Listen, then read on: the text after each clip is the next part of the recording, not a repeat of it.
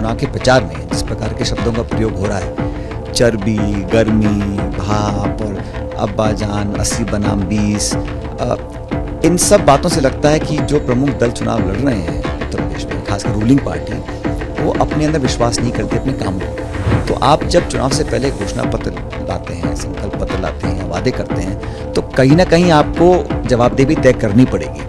और जब जवाब आपको ढूंढे नहीं मिलता नहीं है, तब आप ऐसी बातें करते हैं ताकि लोगों की भावनाओं को भड़काया जाए। पहली बार हम लोग 30 सालों में 400 सीट पर लड़ रहे हैं। हमारी जो 3 आपने नीतियों के नाम चर्चा करी वो छोटे चले गए, चलो कोई बात नहीं, लेकिन भाजपा के जो सिटिंग एमएलए छोड़ के 12 और 3 मंत्री कैबिनेट के छोड़ के चले गए, उस पर चर्चा लोग करना नहीं चाहते हैं, क्योंकि वो असलियत को दिखाता है। पहला तो इंजन सीज होगा लखनऊ में, फिर होगा इंजन सीज 24 में दिल्ली वाला। तो इंजन 2 हो या 1 हो, सब सीज होने वाले, जनता सीज करेगी इंजन। राजस्थान के वरिष्ठ कांग्रेसी नेता और पूर्व उप मुख्यमंत्री सचिन पायलट पिछले कुछ दिनों से लगातार चुनावी दौरों पर हैं। जिन राज्यों में विधानसभा चुनाव हो रहे हैं, सचिन पायलट लगातार वहां पर धुआंधार सभाएं और जनसंपर्क में जुटे हैं। इस वक्त कुछ विराम लेकर सचिन पायलट जयपुर में हैं और हम मौजूद हैं उनसे बातचीत के लिए। सचिन जी, कितनी जगह के दौरे आप कर आए? जहां जहां चुनाव हो रहा है और पार्टी हमें भेज रही है प्रचार करने के लिए, उन सभी राज्यों में मैं होकर आया हूं। और गोवा में, उत्तराखंड में और पंजाब में पोलिंग हो चुकी है और उत्तर प्रदेश में 3 फेज की पोलिंग हो चुकी है। तो लगभग सभी जगहों पर पार्टी के उम्मीदवारों के लिए हमने प्रचार किया है। और अब जो बचे हुए जो शेष पोल हैं उत्तर प्रदेश के 3 और दौर बचे हैं, वहां पर भी जाके हम पार्टी के लिए कैंपेन करेंगे। सचिन जी, वैसे चुनाव तो 5 राज्यों में है, लेकिन सबका फोकस उत्तर प्रदेश पे है, क्योंकि कहते हैं उत्तर प्रदेश देश की राजनीति की दिशा और दशा तय करता है। उत्तर प्रदेश में कांग्रेस कहां पर है? देखिए, उत्तर प्रदेश में ये बात सच है कि पिछले 3 दशकों से हम कभी सत्ता में नहीं रहे, लेकिन ये बात भी सच है कि पिछले 3 सालों में हम जहां खड़े थे वहां से बहुत आगे आ चुके हैं। क्योंकि इन 3 सालों में जो योगी जी की सरकार का जो काम करने का तरीका रहा, उसमें किसानों के साथ जो हुआ, महिलाओं के साथ, दलितों के साथ, हाथरस में जो कांड हुआ, उन्नाव में जो हुआ, और फिर बहुत दर्दनाक जो घटना लखीमपुर खीरी में घटी, उन सब में विपक्ष की भूमिका अगर किसी ने निभाई थी तो कांग्रेस पार्टी ने और प्रियंका जी ने निभाई थी। हर मोर्चे पर आकर सड़कों पर हम लोग खड़े रहे। और ये रिकॉर्ड की बात है कि पिछले कुछ 2 सालों में कांग्रेस के 18,000 कार्यकर्ताओं को जेल जाना पड़ा विरोध करते हुए। सड़कों पर प्रदर्शन किया, लोगों की बात को हमने बहुत ताकत दी। ये काम ना तो सपा ने किया ना बसपा ने किया। वो ठीक है, वो उस प्रदेश की बड़ी पार्टियां हैं, लेकिन उन्होंने कभी अपने विपक्ष की भूमिका जिम्मेदारी से निभाई नहीं। चुनाव में प्रचार कर रहे हैं, वोट मांग रहे हैं, लेकिन कांग्रेस ने अपना दायित्व निभाया है। और मेरा ये मानना है कि योगी जी सरकार पे जो संकट है, जो भाजपा का इतना पूर्ण बहुमत की सरकार थी, उसकी नींव को हिलाने का काम अगर किसी ने किया तो वो प्रियंका जी ने किया, कांग्रेस पार्टी ने किया। उसका कितना बेनिफिट हमको पॉलिटिकली मिलेगा 10 मार्च को ये जनता तय करेगी। लेकिन मुझे संतोष इस बात का है कि हमने एक जिम्मेदार, आक्रामक और एक शालीन और इशू बेस्ड विपक्ष की भूमिका हम लोगों ने निभाई है पिछले कुछ सालों में। सचिन जी, जब चुनाव शुरू नहीं हुए थे तब ये कहा जा रहा था एक लंबे अरसे तक किसान सड़कों पर रहे। आपने यानी कांग्रेस ने और जितनी भी विपक्षी पार्टी, उन्होंने मुद्दा उठाया कि किसान इस बार बीजेपी को सबक सिखाएंगे। जो इलाके खासतौर पर किसानों से ज्यादा डोमिनेट होते थे, वहां पर चुनाव हो चुके हैं। अब आपको क्या लगता है, वाकई किसान जो है वो बीजेपी के खिलाफ खड़े हुए? कि देश भर में किसानों को वादा क्या किया था भाजपा ने कि हम आपकी आमदनी दुगनी करेंगे, हम आपको महंगाई से निजात दिलाएंगे, और हुआ उसके बिल्कुल विपरीत। हर चीज़ के दाम बढ़ गए, खाद के, बीज के, बिजली के, पेट्रोल के, डीजल के, और पहली बार कृषि के जो उपकरण हैं, पहली बार उन पर जीएसटी का टैक्स लगा है।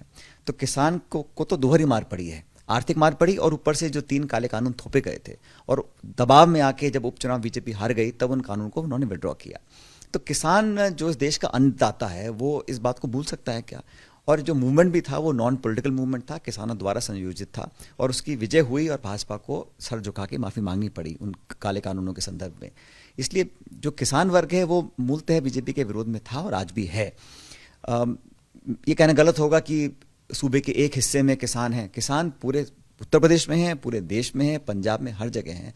तो किसानों के साथ जिस प्रकार का व्यवहार किया गया और किसानों को जिस प्रकार से घेरा गया, उनको आरोपी बनाया गया, उन पे केस दर्ज किए गए, लाठीचार्ज किया, कील कांटे उनके रास्ते में बिछाए गए, दिल्ली के बॉर्डर पे आपने देखा।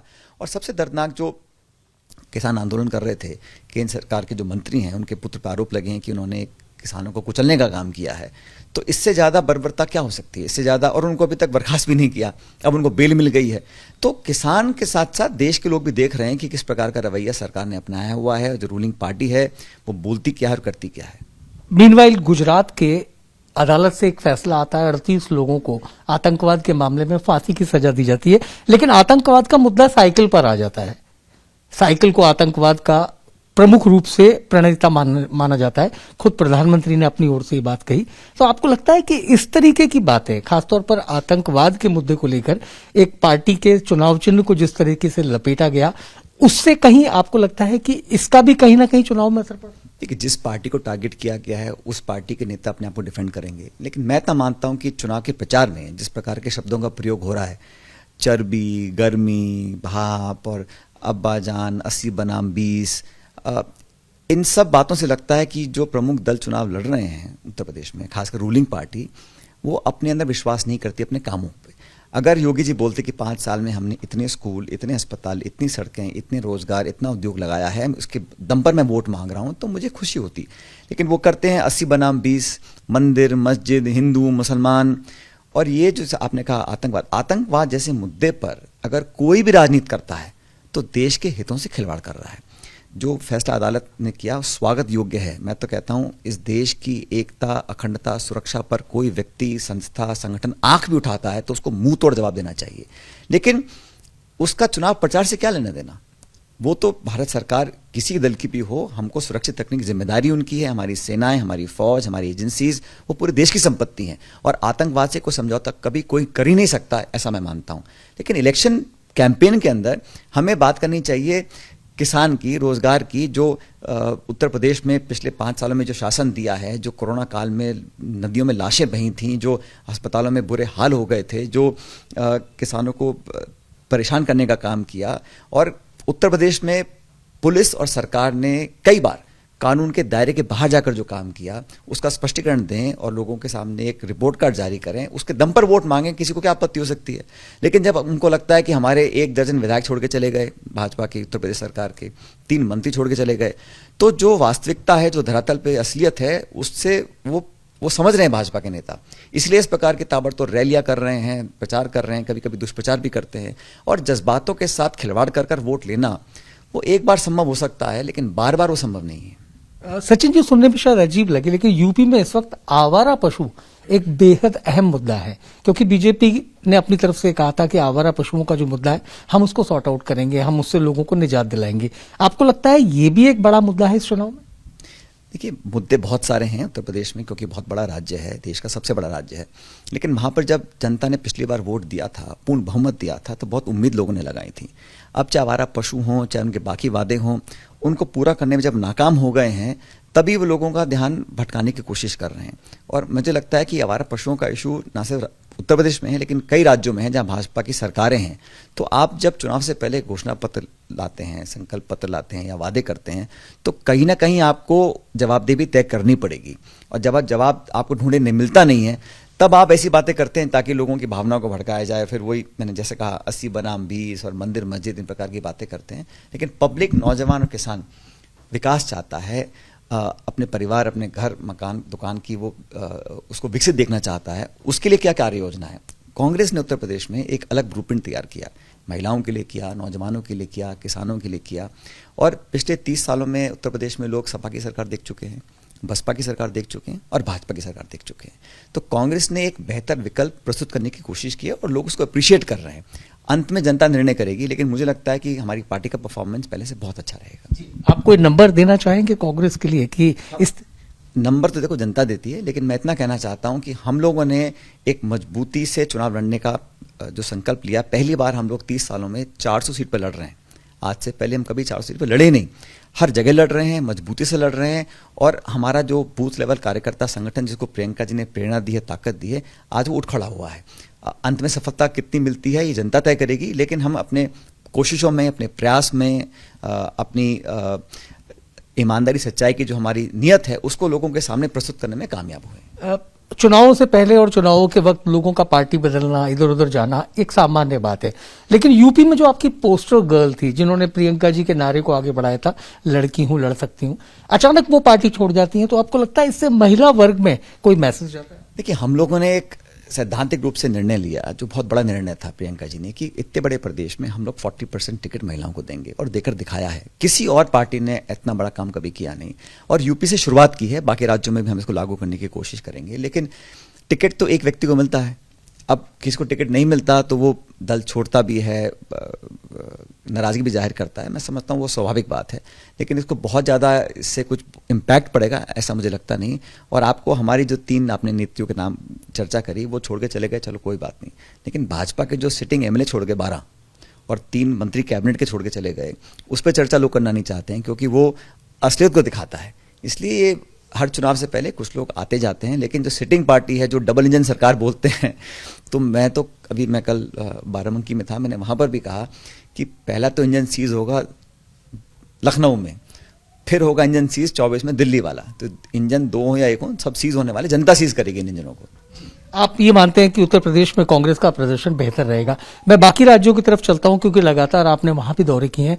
पंजाब, उत्तराखंड और गोवा, वहां पर आप किस हालात में पाते हैं कांग्रेस? देखिए, पंजाब में हमारी सरकार थी, और चन्नी जी ने पिछले 3 महीने में जो काम किया, बिजली के लिए, मकानों के लिए, किसानों के लिए, उसको लोगों ने अप्रिशिएट किया है। और जनता चाहती है कि उनको और मौका दें। हमारे सीएम फेस हैं, उनके नाम पे हमने चुनाव लड़ा है, तो मुझे लगता है कि वहाँ पर हम पुनः अपनी सरकार बनाने में कामयाब हो जाएंगे। उत्तराखंड में तो जो दौरा हमने किया, जो फीडबैक मुझे मिला वहाँ से, तो बिल्कुल स्पष्ट है कि वहाँ भाजपा का रिपीट होने का मतलब ही नहीं है। वहाँ बदलाव की लहर बिल्कुल स्थापित है, और वहाँ कांग्रेस ने अच्छा चुनाव लड़ा है। और उत्तराखंड में जो 3 मुख्यमंत्री बदले बीजेपी ने, उसका जनता सवाल पूछती है कि आपने बदले क्यों? वो करप्ट थे या वो काम नहीं कर पाते थे? अल्टीमेटली वहाँ पर लोग मन बना चुके हैं कि कांग्रेस को हमें सत्ता में लाना है। गोवा में पहली बार नई पार्टियां चुनाव लड़ रही हैं, टीएमसी भी लड़ रही है, आम आदमी पार्टी भी लड़ रही है, और सब अपनी अपनी क्लेम करते हैं। लेकिन गोवा के लोगों के साथ कांग्रेस का पुराना रिश्ता है, और बहुत कुछ एक्सपेरिमेंट करने के बाद अब लोग समझ गए हैं कि गोवा की जो एक कल्चर है, उनकी जो कस्टम्स हैं, जो वहाँ का जो हेरिटेज है, उसको सही मानने में अगर कोई सजो के रख सकता है तो कांग्रेस रख सकती है। इसलिए वहाँ पर हम लोग बहुमत के साथ सरकार में आएंगे, ऐसा मेरा मानना है। आपको नहीं लगता कि आम आदमी पार्टी और टीएमसी ने गोवा में आकर कांग्रेस का गणित बिगाड़ा है, या बीजेपी का खेल बिगाड़ा? देखिए, उन्होंने वहाँ आने की कोशिश की, और हर पार्टी स्वतंत्र है चुनाव लड़ने के लिए कहीं से भी। लेकिन जितना उन्होंने संसाधनों का डिप्लॉयमेंट किया, जितना उन्होंने प्रचार किया, उसके अनुपात पे वोट उनको नहीं मिलेंगे, वो भी जानते हैं।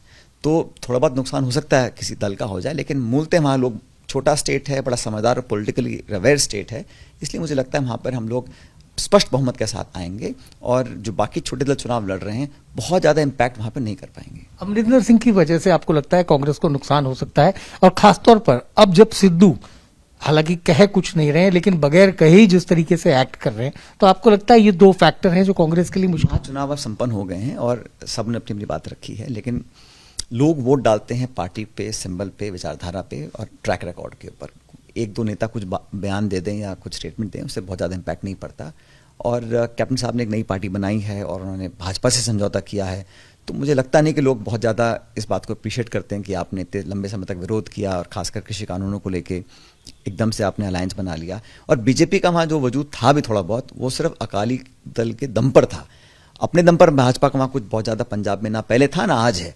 वहाँ मुख्य मुकाबला हम 2-3 पार्टीज के बीच में रहेगा, लेकिन वहाँ पर लोग अब समझ गए हैं कि कांग्रेस ने एक पहली बार किसी दलित व्यक्ति को मुख्यमंत्री बनाया 70 साल में, और वो सिर्फ एक दलित समाज से नहीं है, लेकिन मैं समझता हूँ कि आम जो पंजाब का मतदाता है उसे वो रिलेट कर रहे हैं, इसलिए कांग्रेस को अच्छा बहुमत वहाँ मिलेगा। मैं एक बार यूपी की तरफ आपको लेके चलूंगा। असदुद्दीन ओवैसी जिस तरीके से प्रचार में जुटे हैं, जिस तरीके का उनका रोल है, आपको क्या लगता है वो सिर्फ अपनी पार्टी को वहां एस्टैब्लिश करना चाह रहे हैं, या कहीं ना कहीं कांग्रेस को भी डैमेज कर रहे हैं?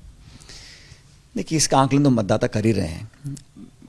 मैं इतना समझता हूं कि आपका मुख्य उद्देश्य क्या है। अगर आपको भाजपा को हराना है, आप समझते हैं उनकी नीतियां देश के हित में नहीं हैं, तो सबको मिलकर सहयोग करना चाहिए। और हमेशा कांग्रेस ने सबको साथ लेकर चलने की कोशिश की है। अभी भी हम लोग चाहते हैं कि यूपी का जो हमारा कुनबा है उसमें और हम वृद्धि करें, और लोग हमारे साथ जुड़ें।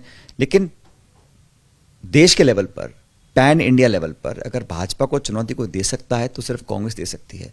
और कांग्रेस ही वो पार्टी है जो हर सूबे, हर जिले, हर गांव में आज भी मौजूद है। इसलिए हर छोटे दल को, हर क्षेत्रीय दल को भी समझना पड़ेगा कि हम सब मिलकर लड़ेंगे, तभी हम मजबूती से चुनौती दे पाएंगे 2024 में। जो छोटे दल चुनाव लड़ते हैं वो जानते हैं सरकार वो बनाएंगे नहीं, वो जानते हैं चुनाव वो जीतेंगे नहीं, फिर भी आप चुनाव लड़ रहे हैं तो स्वतंत्र चुनाव लड़ने के लिए उनको कोई रोक नहीं सकता। लेकिन उसका अल्टीमेट ऑब्जेक्टिव क्या है ये सब समझ रहे हैं, जनता सब जानती है। सचिन जी, राजस्थान में आपका लंबे अरसे से जुड़ाव रहा है। अगर राजस्थान की बात न करें तो बात नहीं होगी। अब आप इतनी जगह चुनाव में घूम रहे हैं तो लोगों के मन में एक बड़ा सवाल उठ रहा है कि कहीं ऐसा तो नहीं आप नेशनल पॉलिटिक्स में एक्टिव होने जा रहे हैं? देखिए, मुझे तो कांग्रेस पार्टी ने जब भी कोई जिम्मेदारी दी है, चाहे सांसद के रूप में, विधायक के रूप में, केंद्र के मंत्री के रूप में, प्रदेश अध्यक्ष राजस्थान के रूप में, जो मुझे जिम्मेदारी दी मैं इस काम को करता हूँ।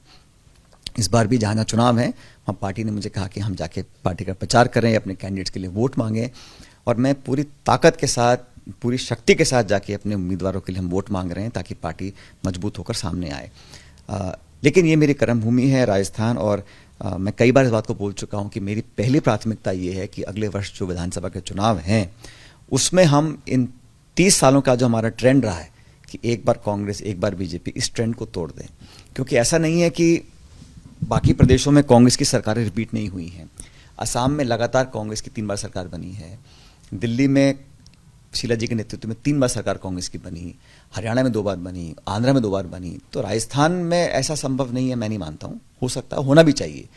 इसी को लेकर कुछ सुझाव हमने दिए थे केंद्र नेतृत्व को, उस पर एक कदम उठा है, कमेटी बनी, हम लोगों ने कुछ सही दिशा में सही स्टेप्स उठाए हैं, और मुझे विश्वास है कि 2023 के अंदर हम लोग पुनः सरकार यहाँ बना पाएंगे। उसके लिए जो कुछ भी करना पड़ेगा हम मिलकर करेंगे, लेकिन मेरी प्राथमिकता ये है कि पहले यहाँ 23 में हम लोग अपनी सरकार रिपीट करें कांग्रेस की। आप लगातार ये बात कह रहे हैं, चुनावी दौरों में भी कहते हैं, मीडिया से बातचीत में भी कहते हैं कि एक बार फिर कांग्रेस की सरकार बने। बड़ा सवाल यह है कि ये जो अभी कार्यकर्ताओं को जिस तरीके से पद दिए गए, आपको लगता है कार्यकर्ताओं में जो 2-2.5 साल से नाराजगी थी कि वो सब बैठे हुए थे, अब सब संतुष्ट है, अब सब कुछ ठीक है? नहीं, सभी को संतुष्ट करना एक बार में संभव नहीं है, मैं इस बात को समझता हूँ। लेकिन ये बात भी सच है कि विलम्ब हुआ है। अब 3 साल से ज़्यादा हमारी सरकार को हो गए। जो नियुक्तियां हम लोग कर रहे हैं, हो सकता है पहले हो जाती तो बेहतर रहता। और नियुक्तियों में भी जो एक आरोप लगता है कि भाई हम लोग जो नौकरशाह हैं, जो रिटायर्ड ऑफिसर्स हैं, उनको ज़्यादा हम लोग एडजस्ट करते हैं, तो वो अनुपात भी अब कुछ ठीक हुआ है, क्योंकि अब पॉलिटिकल लोगों को जिम्मेदारियां दी गई हैं, और इसको हमें और विस्तार पूर्वक इस पर कार्रवाई करनी चाहिए। जैसा मैंने शुरू में कहा कि मनीष जी सही दिशा में सही कदम उठा रहे हैं, इसको और कारगर बनाना पड़ेगा, इसको धरातल पर और उतारना पड़ेगा, क्योंकि समय ज़्यादा नहीं है, 19-20 महीने रह गए हैं चुनाव के अंदर, और लोगों की उम्मीद बहुत है। और हम लोगों ने, सरकार ने अपने जो घोषणा पत्र हैं उनमें काफ़ी वादे पूरे भी किए हैं, जो बचे हैं उनको भी जल्दी पूरा करेंगे। लेकिन कोई भी पार्टी चुनाव लड़ती है कार्यकर्ताओं के दम पर।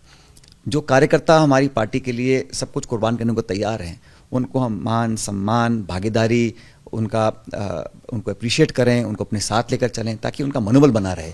वही व्यक्ति है जो बूथ पे खड़ा होकर संघर्ष लड़ता है। जब पिछली सरकार वसुंधरा जी की थी तो भाजपा के 163 विधायक थे 200 में से। आप समझ सकते हैं, वहाँ जब पूर्ण बहुमत की सरकार दिल्ली में थी, 163 विधायक 200 में से बीजेपी के राजस्थान में थे। उस समय जिन कार्यकर्ताओं ने लोहा लिया, बीजेपी के लोग बहुत प्रतिशोध की भावना से काम करते हैं, उन्होंने कार्यकर्ताओं पर केस करे, उनको परेशान किया, हर तरह से उनको प्रताड़ित करने का काम किया। उन लोगों ने जब कांग्रेस का झंडा उठाया, गर्मी में, धूप में लाठियां खाई, धरने दिए, प्रदर्शन किया, भूख हड़ताल करी, घेराव किया, मोर्चे निकाले, पदयात्राएं करी, उन सब लोगों को लगना चाहिए कि भाई हम सरकार हमारी बनी है तो हम लोग इस जो डिसीजन मेकिंग है, जो हमारा एक कलेक्टिव लीडरशिप है, उसमें हमारी भागीदारी हो। हर एक को पद नहीं मिल सकता, मैं जानता हूं, लेकिन वो काम हम लोगों को करना है ताकि हम लोग 23 में दुगनी ताकत से जनता के बीच में जाएं। 2 बातें हैं सचिन जी। पहली चीज तो जितनी भी नियुक्तियां हुई हैं नख दंत विहीन, यानी कि न तो कैबिनेट का दर्जा उनको दे पा रहे हैं आप लोग, न राज्य मंत्री बना पा रहे हैं। नख से मेरा मतलब नाखून और दांत, दंत। तो जो ऐसी नियुक्तियां हुई हैं, क्या वो लोगों को संतुष्ट कर पाएगी? पहली चीज। दूसरा, जब इन नियुक्तियों में हेड काउंट किए जाते हैं तो लोग ये एनालिसिस करते हैं, विश्लेषण करते हैं कि सचिन खेमे, हालांकि आप मना करेंगे कोई खेमा नहीं है, लेकिन बावजूद उसकी जो दिखता है उस हिसाब से लोग जब गिनती करते हैं तो कहते हैं आपके जो खेमे के लोग हैं उनको बहुत ज्यादा तवज्जो नहीं मिली। नहीं, जैसा आप बिल्कुल ठीक कह रहे हैं मनीष जी, कोई खेमा नहीं है, सब पार्टी के कार्यकर्ता हैं, और इन लोगों ने अगर वोट मांगा था तो पार्टी के उम्मीदवारों के लिए मांगा था। हम सरकार में आए हैं तो इनकी ताकत से आए हैं, तो कोई किसी का कोई गुट नहीं है, कोई खेमा नहीं है, हम सब पार्टी के कार्यकर्ता हैं। और मुझे लगता है कि जो नियुक्तियां हुई भी हैं उसमें सबको शामिल करने की कोशिश की गई है। और जैसा आपने कहा ना, दुख तक क्या बोला आपने, ऐसा नहीं है, लेकिन उन्होंने अपॉइंटमेंट्स के बाद जो उनको जो स्टेटस या जो उनको प्रोटोकॉल वगैरह जो होता है, जो एक प्रक्रिया होती है, उसको भी जल्दी संपन्न करना चाहिए, क्योंकि अब 2 हफ्ते हो गए नियुक्तियों को हुए। मुझे लगता है कि बहुत जल्द सरकार इस काम को करेगी और नियुक्तियां भी होनी है। ऐसा नहीं है कि यहाँ, क्योंकि कई पद खाली पड़े हैं, और अगर खाली कोई पद पड़ा है उसका कोई औचित्य नहीं है, क्योंकि कोई ना कोई अधिकारी उस काम को कर रहा है। बेहतर होगा कि पार्टी का कार्यकर्ता जो जिम्मेदारी संभाल सकता है, अपनी योग्यता के आधार पर, अपनी सीनियरिटी के आधार पर, अपनी परफॉर्मेंस के आधार पर, उन लोगों को मौका मिलना चाहिए। जी, मेरा वो सवाल जिस पे मैं वापस आता हूं कि अगर आपको पार्टी नेतृत्व ये कहता है कि आप राजस्थान छोड़ के और कोई केंद्रीय जिम्मेदारी पर आइए और राजस्थान के चुनावों में भी उसी जिम्मेदारी से आप निर्वहन कीजिए, तो आप उसको भी सहजता से स्वीकार करेंगे? बड़ा काल्पनिक सवाल है आपका, लेकिन मैंने कहा ना, मेरी प्राथमिकता है कि मैं प्रदेश में पार्टी को मजबूत करूं और हम सरकार रिपीट करें, ये हम सबकी पहली प्राथमिकता है। उसके अतिरिक्त जब भी पार्टी ने मुझे कोई जिम्मेदारी दी है, जैसा आपने कहा उत्तराखंड है, पंजाब है, उत्तर प्रदेश, जहां मुझे पार्टी कैंपेन के लिए बोलती है या कोई जिम्मेदारी देती है, मैंने कभी उससे मना नहीं किया, बल्कि पूरी ताकत के साथ उस काम को, हमने जिम्मेदारी को निभाया है। भविष्य में भी पार्टी जो निर्णय लेगी मुझे स्वीकार्य होगा, लेकिन जैसे मैंने कहा, राजस्थान के अंदर हम सरकार रिपीट करें, क्योंकि उसके बहुत जल्द बाद लोकसभा चुनाव हैं, तो 23 में अगले साल जब विधानसभा चुनाव हों, हम यहाँ सरकार बना पाएं, मुझे लगता है उससे बल मिलेगा हमारी परफॉर्मेंस को 2024 के लोकसभा चुनाव के अंदर। सचिन जी, कांग्रेस के यूथ चेहरे कहे जाते थे ज्योतिरादित्य सिंधिया पार्टी छोड़ गए, जितिन प्रसाद पार्टी छोड़ गए, और सौभाग्य से ये सब आपके बेहद करीबी मित्र थे, तो जब भी इनका जिक्र आता था तो ये कहा जाता था सचिन पायलट, चूंकि तीनों या चारों को आपको एक साथ जोड़ा जाता था। अब वो चले गए। आपने कहा कि मेरे साथ काम किया, बिल्कुल सही कहा, ये आपने 2-3 नाम हमारे को गिनाए, लेकिन ऐसे 500 और लोग हैं जिन्होंने मेरे साथ काम किया, जो आज पार्टी के साथ खड़े हुए हैं। तो किसी व्यक्ति को ये स्वतंत्रता होती है कि वह कौन से दल में जाके काम करे, लेकिन वो निर्णय सही है या गलत है, इसका जो निर्णय लेने वाली शक्ति है वो जनता के पास है। ये निर्णय सही था गलत था, वो टाइम और जनता तय करेगी। हम तो अपने काम करने में लगे हुए हैं, और जैसा मैंने कहा कि हर दल में कुछ लोग पार्टी छोड़ते हैं, कुछ ज्वाइन करते हैं, मुझे लगता है ये उनका इंडिपेंडेंट कोई निर्णय हो सकता है, लेकिन ऐसे सैकड़ों कार्यकर्ता हैं जो पार्टी के साथ खड़े हुए हैं, और बल्कि बहुत लोगों ने हमको ज्वाइन किया है, और हम विपक्ष में होने के बावजूद भी कांग्रेस पार्टी की जो सोच है, जो हमारा संकल्प है देश के प्रति, जो विपक्षी भूमिका हमको निभानी है, उसमें कहीं कमी नहीं आई है। बल्कि मैं समझता हूं कि 8 साल हो गए केंद्र की सरकार को, भाजपा की सरकार को, अब लोग त्रस्त हैं, बदलाव की तरफ देख रहे हैं, और सबसे बेहतर, सबसे एक्सेप्टेबल विकल्प अगर कोई है तो कांग्रेस ही है। दोस्ती कायम है आपकी ज्योतिरादित्य जी से? और व्यक्तिगत किसी से रिश्ते हो ना हो, लेकिन पॉलिटिकल जो आइडियोलॉजिकल है, जो हमारा पॉलिटिकल कमिटमेंट है, उसमें एक रत्ती भर भी % कभी चेंज नहीं आना चाहिए। बाकी पार्लियामेंट में 50 दल हैं, सभी नेता हैं, सभी के सांसद हैं, विधायक हैं, संवाद होगा और होना भी चाहिए राजनीति में, लेकिन अपनी कमिटमेंट और पॉलिटिकल आइडियोलॉजिकल जो हमारा एक रास्ता है, उससे लोगों को भटकना नहीं चाहिए। ये मैं समझता हूँ बहुत जरूरी है पॉलिटिक्स। आपने पहले ही शायद सोच लिया कि मैं क्या पूछने वाला हूँ। बातचीत होती है तो वो कहते हैं क्या कि कभी ये बातचीत जो नेता करते हैं, ये आप जैसे आप पत्रकार हैं, आप एबीपी में काम करते हैं, आपको आज तक वाला बोल दे कि मेरे पास आके काम कर लो, तो ऐसा राजनीति में नहीं होता है। हम लोगों का एक 10-20-30 साल की मेहनत होती है, हमारा एक मेंटल एक कमिटमेंट होता है एक आइडियोलॉजी के प्रति, और तभी हम लोग काम करते हैं। लेकिन हर व्यक्ति जैसा नहीं होता, किसी को लगता है कि भाई वो दल या वो विचारधारा बेहतर है तो वो जा सकता है, लेकिन मुझे पिछले 20-22 सालों में जब पार्टी ने जो जिम्मेदारी दी है उसको मैंने 100% कमिटमेंट के साथ निभाया है, और कोशिश ये रही है कि कैसे कांग्रेस को हम और मजबूत करें, जहां हम कमज़ोर हैं वहां और ताकत उनको दें। और कांग्रेस प्रेसिडेंट ने, राहुल जी ने, प्रियंका जी ने जो सुझाव मैंने दिए थे, जिन मुद्दों पर मैंने चर्चा की थी, उनको गंभीरता से लिया है, और जैसा मैंने शुरू में आपको कहा कि राजस्थान में भी हम लोगों ने सही दिशा में सही कदम उठाए हैं, बस और मेहनत कर कर हमें लोगों का विश्वास जीतना है। आरएस का मुद्दा था, सलाहकार हैं मुख्यमंत्री के संयम लोढ़ा, उन्होंने पत्र लिखा, आपके समर्थक विधायक है वेद प्रकाश सोलंकी, धरना दिया, खुद आपने भी मुख्यमंत्री जी से ये आग्रह किया, आग्रह मतलब कि अपनी ओर से सलाह भी दी कि कम से कम इस परीक्षा को स्थगित किया जाए, लेकिन नहीं हुआ। नहीं, ऐसा है,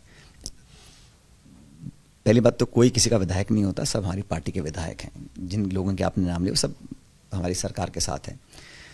लोगों की कुछ अगर डिमांड थी बच्चों की, तो मुझे लगता है कि उनका संज्ञान लेने के बाद अंतिम निर्णय सरकार को लेना होता है, लेकिन हमारी जिम्मेदारी होती है कि जो लोगों की एक्सपेक्टेशंस हैं या डिमांड्स हैं वो सरकार तक पहुंचाएं।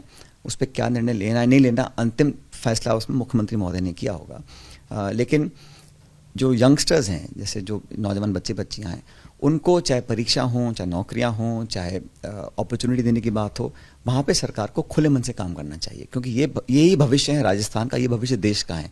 अगर वो कहीं दिक्कत में है या उनको किसी सहायता या समर्थन की ज़रूरत है तो वो हर दल को, समाज में, सरकार को उनकी मदद करनी चाहिए। और जो अलग अलग इश्यूज़ पिछले कुछ दिनों में उठे हैं, मुझे लगता है कि सबसे ज़्यादा हमको प्राथमिकता देनी चाहिए हमारे भविष्य के जो नौजवान हैं, लड़के लड़कियां, खासकर जो शिक्षित हैं, उनको हम कैसे संतुष्ट करें, कैसे उनकी मदद करें, कैसे उनको जीवन में अग्रसर होने के लिए हम रास्ते खोलते चले जाएँ। जहाँ तक एग्ज़ाम्स की बात है, ये निर्णय सरकार का होगा, लेकिन जो लोगों की डिमांड्स थी, जो उनकी रिक्वायरमेंट्स थी, जो उनकी ज़रूरतें थी, वो पूरी हम कैसे करें, इस पर भी सरकार को ध्यान देना चाहिए। सचिन जी, एक पिछले कुछ अरसे से आपने भी इस चीज को बहुत नजदीक से देखा होगा कि जिस तरीके से यूपी में जो विधानसभा चुनाव होता है काफी हद तक जाति आधारित होता है, राजस्थान में भी वही चीज दिखने लगी है। तो वर्तमान में आपको लगता है प्रदेश कांग्रेस अध्यक्ष जो है वो एक जाति विशेष से हैं, और राजस्थान में ऐसा कहा जाता है कि वो मार्शल कौम है, मैं जाट समुदाय की बात कर रहा हूं। तो आपको लगता है कि इस तरीके से कुछ और समुदायों को भी मौका देकर अगर प्रदेश कांग्रेस अध्यक्ष या पार्टी के बड़े पदों पर लाया जाए तो जातिगत समीकरणों को साधने में आसानी रहेगी? हर व्यक्ति किसी ना किसी धर्म में पैदा होता है, ये किसी जाति में पैदा होता है। ये हमारे बस की बात नहीं है कि हम चूज करें हमें कहाँ पैदा होना है, लेकिन ये पार्टी सबकी पार्टी है, ये प्रदेश सबका है, देश सबका है। तो मुझे लगता नहीं है कि इस तरह जाति, वर्ग, समुदाय, धर्म में लोगों को बांट कर देखना चाहिए। हमें इतना बड़ा देश है, इतना बड़ा प्रदेश है, सबको साथ लेकर चलना है। प्रतिस्पर्धा होनी चाहिए, लेकिन व्यक्ति में, उसके कार्यशैली में, उसके परफॉर्मेंस में होनी चाहिए, ना कि उसकी जातियों में। ये गलत धारणा है हमारी सोचने की। इस तरह कांग्रेस पार्टी काम नहीं करती। हम लोगों का परफॉर्मेंस, लोगों की काबिलियत देकर मौका दिया करते हैं, और अध्यक्ष हों या पार्टी के बाकी पदाधिकारी हों, वो पार्टी का काम कर रहे हैं और अपनी बात बोलने के लिए स्वतंत्र हैं। मुझे नहीं लगता कि हमें इतना बांट के लोगों को देखना चाहिए। और राजनीति में अगर सिर्फ जाति को साधने का काम करेंगे तो डिलीवरी क्या रहेगी, परफॉर्मेंस क्या रहेगी, आप पॉलिटिकल रोड मैप क्या तैयार कर रहे हैं, वो ज़्यादा इंपॉर्टेंट है बनस्पत कि आप किस जाति में पैदा हुए हैं। पंजाब में चरणजीत सिंह चन्नी को चीफ मिनिस्टर का फेस प्रोजेक्ट किया, राजस्थान में भी चीफ मिनिस्ट्रियल फेस होना चाहिए आपके? नहीं, हम कांग्रेस कभी सीएम फेस डिक्लेयर नहीं करती है, लेकिन क्योंकि पंजाब में इस बार परिस्थिति अलग थी और वहाँ के कार्यकर्ताओं की कुछ डिमांड थी, उसको लेकर पार्टी ने, राहुल जी ने एक निर्णय लिया कि हम चन्नी जी को अपना सीएम फेस प्रोजेक्ट करेंगे। हमने किसी और प्रदेश में ऐसा नहीं किया और करते भी नहीं है। यूजुअली जीतने के बाद विधायक तय करते हैं कि भाई हमारा दल का नेता कौन होगा, वही परिपाटी कांग्रेस में है। लेकिन वो एक एक्सेप्शन था, क्योंकि वहाँ सिचुएशन ऐसी हो गई थी पंजाब में कि वो पार्टी को लगा कि ये करना जरूरी है, और ये सब डिमांड और कंसल्टेशन के साथ किया। राहुल जी ने, पूरी पार्टी ने, जो पंजाब के कार्यकर्ता, नेता, विधायक, सब लोगों से चर्चा करने के बाद एक निर्णय पर पहुंचे, और इसलिए हमने चन्नी जी को वहां प्रोजेक्ट किया था। और अगर ये प्रयोग सफल रहता है, मान लीजिए कांग्रेस सत्ता में वापसी कर जाती है, तो आपको लगता है इस प्रयोग को बाकी जगह भी दोहराया जा सकता है? अब अगर मत कहिए, हम सत्ता में जरूर वापस दोबारा आएंगे पंजाब के अंदर, लेकिन इस समय पर डिपेंड करता है और निर्णय पार्टी का होता है कि किस प्रदेश में क्या रणनीति अडॉप्ट करनी है। कुल मिलाकर आपको लगता है यूपी में कांग्रेस की स्थिति बेहतर है, लेकिन बाकी जिन राज्यों का आपने जिक्र किया वहां सत्ता में आ सकते हैं, पंजाब में वापसी हो सकती है, उत्तराखंड में हो सकती है, गोवा को लेकर के भी काफी ज्यादा आप आशान्वित हैं। लेकिन जिस दिन 10 मार्च को तमाम चीजों के रिजल्ट आएंगे तब भी हम आएंगे आपसे बात करने और तमाम चीजों पर बात करेंगे। लेकिन इस बीच में आपको लगता है कि यूपी में अगर गठबंधन होता आपका तो आप शायद ज्यादा बेहतर कर पाते? इसमें दो तर्क हैं। हम लोगों ने गठबंधन पहले भी किया था, लेकिन ये बात भी सच है, जब गठबंधन होता है तो जो कांग्रेस का कार्यकर्ता है, जहाँ पे हम चुनाव नहीं लड़ते हैं, वहाँ पर फिर अपने आप को दिशाहीन महसूस करते हैं। तो कार्यकर्ताओं का फीडबैक लेने के बाद प्रियंका जी ने निर्णय लिया कि हम अपने दम पे लड़ेंगे, और लड़ेंगे 400 सीटों के ऊपर। तो कम से कम पार्टी वहाँ खड़ी होगी। हम ना भी चुनाव जीते उन क्षेत्रों में, लेकिन पार्टी का कार्यकर्ता तैयार होगा, और आने वाली जो पॉलिटिकल चुनौतियाँ हैं 2024 की हैं, उसके बाद की हैं, उसके लिए हम तैयार रहें। तो उसमें दोनों तरफ के पक्ष विपक्ष भी है, गठबंधन होना चाहिए नहीं होना चाहिए, लेकिन हम अपने दम पर लड़ रहे हैं। मुझे लगता है कि अच्छा ही अनुभव रहेगा, क्योंकि इतने लंबे समय के बाद हम 400 सीट पर लड़ रहे हैं, तो वहाँ पार्टी को निश्चित रूप से वहाँ खड़े होने का मौका मिलेगा। आप चिंता मत करिए, जब परिणाम आएंगे तब भी मैं इसी बेबाकी साहब से बात करूंगा और परिणाम के ऊपर चर्चा करेंगे, और जो जो मैंने कहा है मुझे लगता है कि वो सब सच निकलेगा। दूसरी सबसे बड़ी चीज, बीजेपी का सबसे बड़ा क्लेम है उत्तर प्रदेश को लेकर कि लॉ एंड ऑर्डर की सिचुएशन जो है काफी हद तक ठीक की गई है। जितने भी बड़े बड़े माफिया थे उनको सीख चुक के पीछे पहुंचा दिया गया है। बड़े बड़े जो गैंगस्टर हुआ करते थे वो आज चुनाव मैदान से नदारद हैं। क्या सही है? जब एक केंद्रीय मंत्री के बेटे पे आरोप लगता है कि वो किसानों पे गाड़ी चढ़ा रहे हैं, उनको मार दिया जा रहा है, और चार्जशीट में मतलब एसआईटी ये कह रही है, जब कानून बनाने वाले इस प्रकार का काम कर रहे हैं, तो किस मुंह से भाजपा क्लेम करती है कि हमने लॉ एंड ऑर्डर को मेंटेन करके रखा है?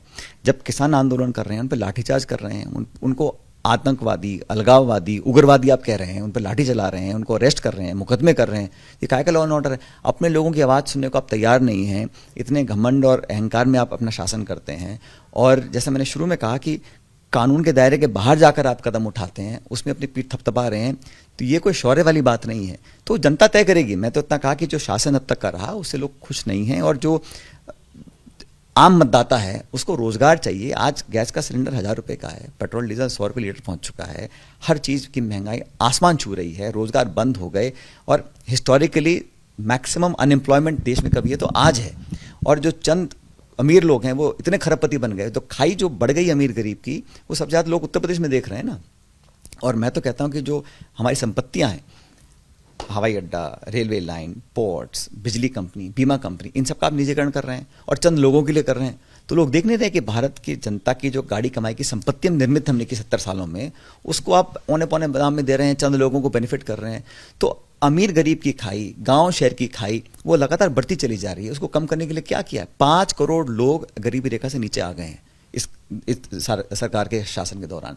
तो ये सब बातें प्रभावित करती हैं। हो सकता है कुछ लोग बोल ना पाएं, लेकिन मत पेटी के माध्यम से अपना जवाब देंगे। जी, कर्नाटक का हिजाब विवाद उपजा, कांग्रेस के नेता आमतौर पर इस बात से कुछ कह नहीं रहे हैं इस मुद्दे को लेकर। आपको लगता है, आपका नजरिया मैं जरूर जानना चाहूंगा इस पूरे हिजाब विवाद। सवाल ये उठता है कि ये जो विवाद है या जो इशू है, ये नया तो पैदा हुआ नहीं। ये मुद्दा कब बना? ठीक चुनाव से पहले। हर आदमी समझ रहा है कि ये जब इलेक्शन होते हैं तभी इन मुद्दों को तूल दी जाती है, मीडिया में आता है, हाईलाइट होता है, खूब इसमें संवाद होता है, ताकि लोग ये ना पूछें कि गैस, तेल, बिजली, पानी, चीनी, चायपत्ती, फल फूल की कीमत क्या है, हमारी रोजगार कितना हो गया, हमारी छटनी हो गई नौकरियों की, हमारी आमदनी कम हो गई। लोग उस पर ध्यान ना दें, इन बातों पर ध्यान दें। ये तो जानबूझ के चुनाव से पहले इसको हाईलाइट करने की कोशिश की जाती है। ये मुद्दा इलेक्शन का मुद्दा नहीं बन सकता, ये मुद्दा चुनावी मुद्दा नहीं बन सकता। मुझे लगता है कि हमें अपने इश्यूज पे फोकस रहना चाहिए, और कुछ दल चाहते हैं कि इस प्रकार के इश्यूज को हाईलाइट किया जाए, ताकि जो चर्चा चुनाव के समय हो वो मेन इशू से भटककर इन मुद्दों पर चर्चा हो। हर व्यक्ति को आज़ादी है, उसको क्या पहनना है, संविधान में लिखा है क्या पहनना है, क्या खाना है, किसकी पूजा करनी है, नहीं करनी, ये स्वतंत्रता हर व्यक्ति को है। बाकी कोर्ट का जो निर्णय आएगा सबको स्वीकार होगा। हालांकि बहुत सतही तौर पर एक बात सामने आई है, मैं उसको बहुत गंभीरता से भी नहीं लेना चाहूंगा अभी, लेकिन ऐसा कहा जा रहा है नीतीश कुमार कांग्रेस की तरफ से राष्ट्रपति के उम्मीदवार हो सकते हैं। आपको लगता है इस बात में कहीं कोई फिलहाल ऐसा है? इस बारे में ना तो मैं कुछ टिप्पणी करना चाहता हूं, और बहुत जल्दी होगा कुछ कहना। फिलहाल तो हम इन 5 स्टेट्स के चुनाव हैं, उसको पूरी ताकत से लड़ रहे हैं। चुनाव हो जाएं, फिर जब सही समय आएगा उस वक्त पार्टी सब लोगों से चर्चा करेगी, जो हमारे सहयोगी दल हैं, और उसके बाद हम सही निर्णय लेंगे। अभी कहना बहुत जल्दबाजी होगा। सचिन पायलट, राजस्थान के वरिष्ठ कांग्रेसी नेता और पूर्व उप मुख्यमंत्री, जिन्होंने हमसे चुनाव समेत तमाम मुद्दों पर खुलकर बात की, और साथ ही ये वादा भी किया कि जिस दिन चुनावी नतीजे आएंगे वो एक बार फिर अपनी इन बातों पर विश्लेषण भी करेंगे। लेकिन फिलहाल अगर सचिन की माने तो उत्तर प्रदेश में कांग्रेस का प्रदर्शन बेहतर रहने वाला है। उत्तराखंड, पंजाब और गोवा ऐसे राज्य हो सकते हैं जहां पर कांग्रेस की सरकार बन जाए। कैमरामैन गोविंद साहू के साथ मनीष शर्मा, एबीपी न्यूज, जयपुर।